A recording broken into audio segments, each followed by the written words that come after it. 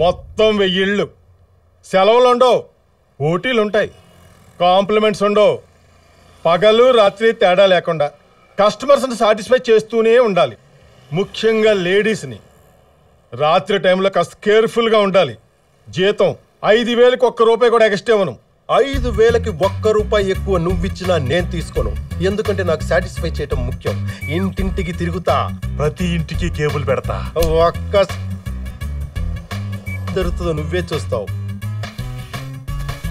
Bye.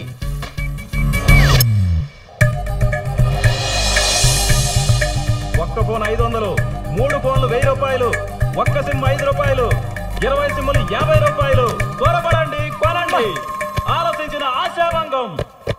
ఏంట్రా సంటి shop పెట్టు. షాప్ బాగుంది, పబ్లిసిటీ బాగుంది, పేరా సీపుగా ఉంది. లెంగవేంట్రా లెంగ బోళెంగలాగా. డబ్బు మా బాబుది, నీ పేరు పెట్టమంటావా? ఒంగో పెట్టి గుర్తుతాడు. చల్లేవా, కొత్తగా షాప్ పెట్టు. గిఫ్ట్లే లేవేంటి? గిఫ్ట్లా తీసుకో. కర్మరా, మీరు సస్తరి గాని బాగుపడరా.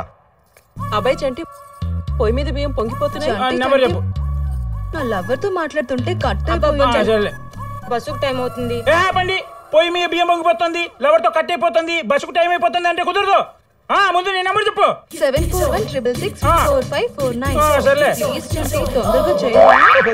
ఇదిగో నువ్వు ఇలా చేసావంటే ఈ ఊళ్ళో నీ ఒక్క షాప్ కూడా పనిచేసి పక్క ఊరికి వెళ్ళిపోతా. ఏంటి చంటి, అమ్మాయిలకే చేస్తావా? నీకు ఆల్రెడీ రీఛార్జ్ చేశాను కదా, ఇది తీసుకో. ఆ Chantigadu cell phone shop పెట్టాడంట. Rambabu గారు కేబుల్లో చేస్తున్నాడు. మరి ఈయనేం చేస్తున్నాడు? తింటాం, అందరితో గొడవలు పట్టం తప్ప.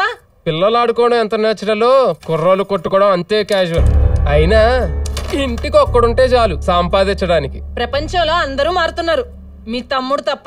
సారీ అన్నయ్య, పెట్టుకున్న క్యారెక్టర్ కాదు మార్చుకోవడానికి, పుట్టుకతో వచ్చింది, పోయేదాకా పోదు. నిన్ను మార్చడం ఆ దేవుడు వల్ల కూడా కాదు.